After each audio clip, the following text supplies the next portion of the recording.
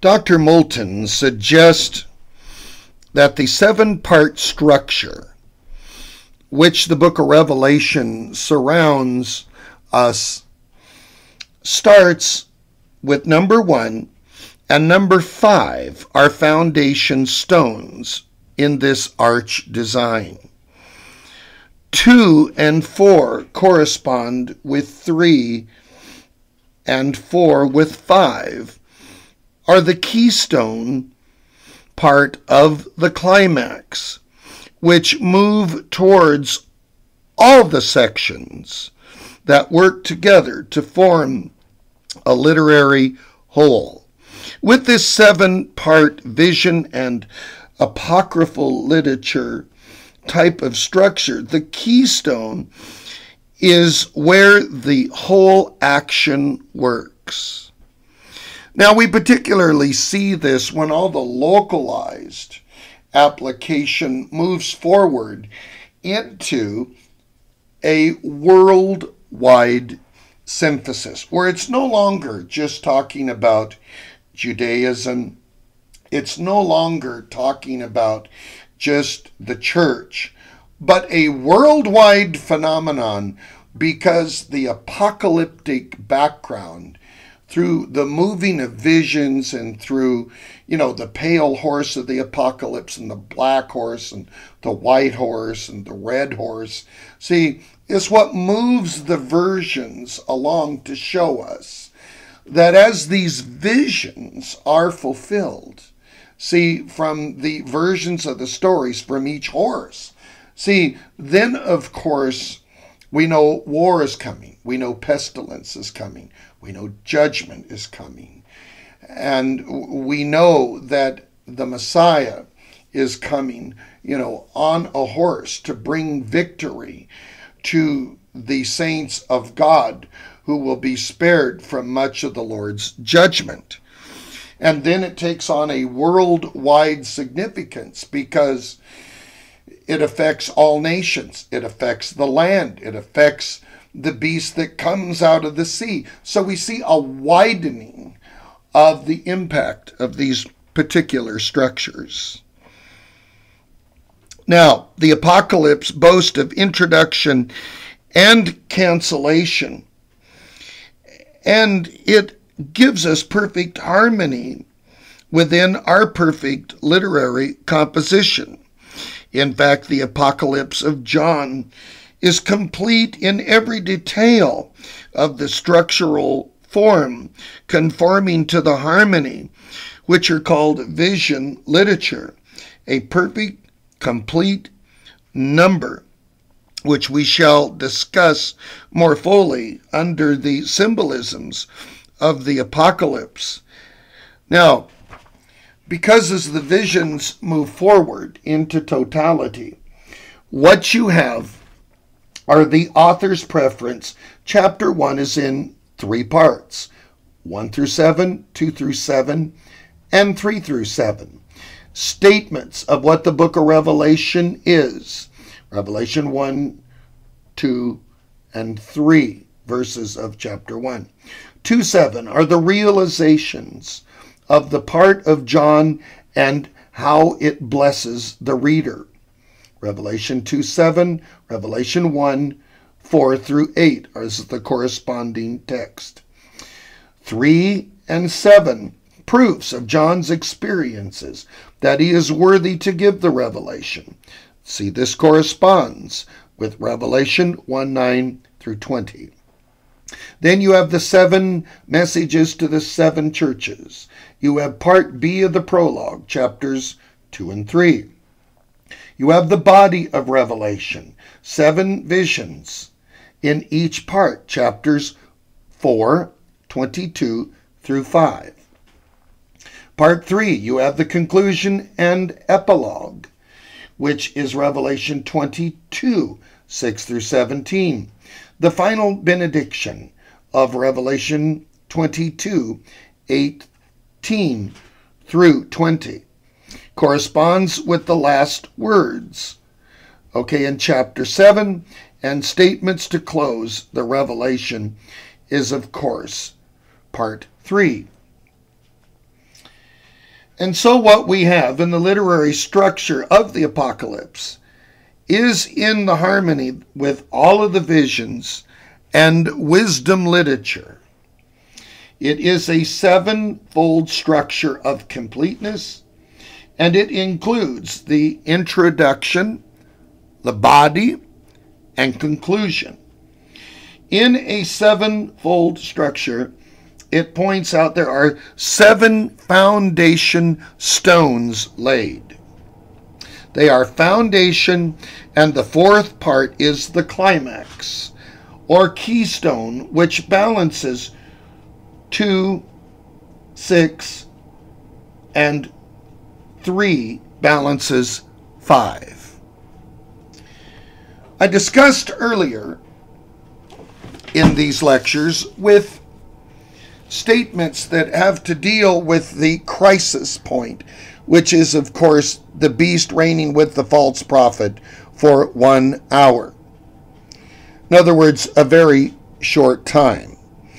And this climax of tension shows us that we're close to the unveiling of the knot, or the untying of the knot, or the loosening of the knot, as the French scholars call it, because the winding of the knot takes us through the first 4 parts of this structure to the part of tension that is called crisis by Dr. Desmond Ford, that shows us no matter how far we may stray from God's original will, He can bring us back to paradise, as Milton describes. Now, where do we go from here? We can personalize this to say, no matter how far we stray from God, writes Reinhard Niebuhr in his Nature and Destiny of Man, that God can always bring us back. The choices are ours between A and B, but God knows how to still bring us to part C in our personal journey towards Him. So no matter how grail it looks, no matter how grave the situation is, God will indeed complete His plan in His marvelous creation. What about the Sabbath Sunday parts of the liturgy? The Sabbath shows us rest, including eternal rest that all Christians have in their Messiah. But it also shows us the ascension, the wave sheaf, and it also shows us the ascension from Christ to the Father, that we will have as first fruits of all creation with our Messiah when the enthronements take place. Wow, what a glory trip we've got to look forward to.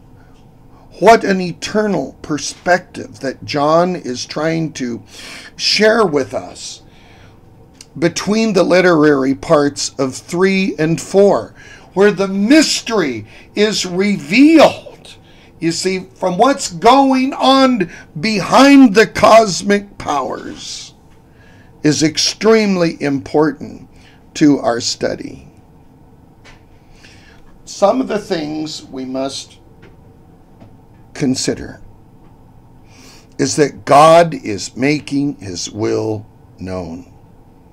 Jacques de Caen says this is done through vertical parallelisms, where there's a connection between heaven and earth that the entire book of Revelation shows us. Between the kingdoms of God of this world, the abyss down below, that we sometimes fall into, like the valley of course, the shadow of death in Psalms 23, that even the good shepherd reaches in his cane to pull the sheep out and bring them back to the sheepfold in John chapter 10. He does not destroy as a wolf does. When the wolf comes to destroy and the sheep are scattered, according to Ezekiel 34 and Isaiah 34, this, of course, thwarts the plan of God in his plan for protection for his saints. The vertical parallelisms also show us, as heaven and earth are connected and the trees are trimmed back to control the Gentile powers against God's people, where church and state unite. So God is definitely not a fascist in that sense of the word at all.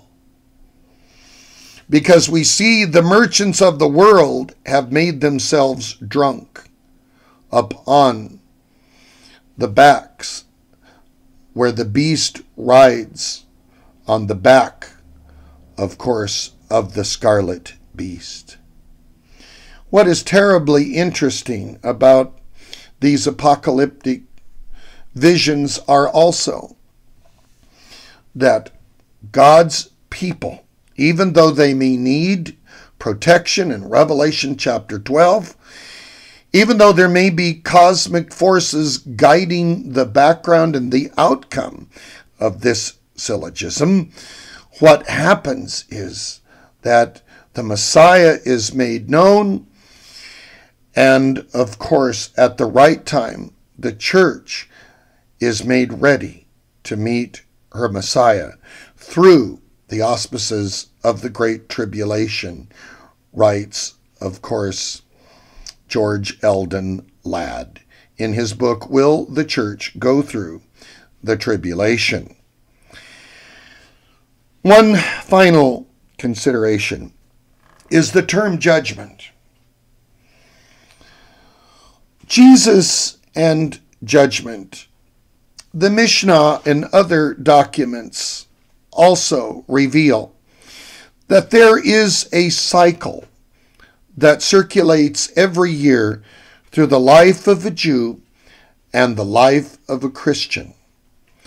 And there will be a point in God's judgment after the verdict is rendered from the Thronos that the people who have never heard the gospel or who haven't had sufficient time to grow in grace or were Braita, a tractate from the Mishnah, steps in and says for all conflict that has not been resolved between two parties, there's a period when all will be brought out.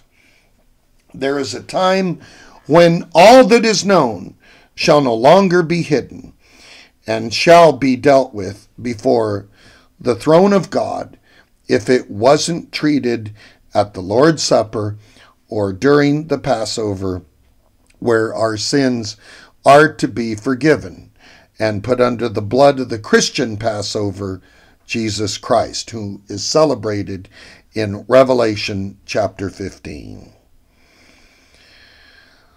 These are indeed theological points worth consideration, because people have debated, well, is God's judgment the end of it all? People have committed suicide, been scared to death from extreme fundamentalist teachers that if they miss the resurrection, or the rapture as they call it, that is supposed to occur from Revelation 11 through chapter 15, where the church is taken out of the world, just doesn't fit the data. In other words, you've had it, or you have to wait 3.5 to 7 years to collect. That isn't God's program. Judgment is also a good thing. The Yadin is good for the people of God. It brings rest. It brings righteousness. It brings understanding and salvific opportunity. Oh, we've believed Satan's lie.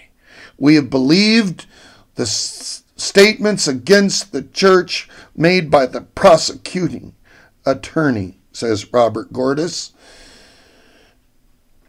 And we believed the lie that says God is trying to destroy his people.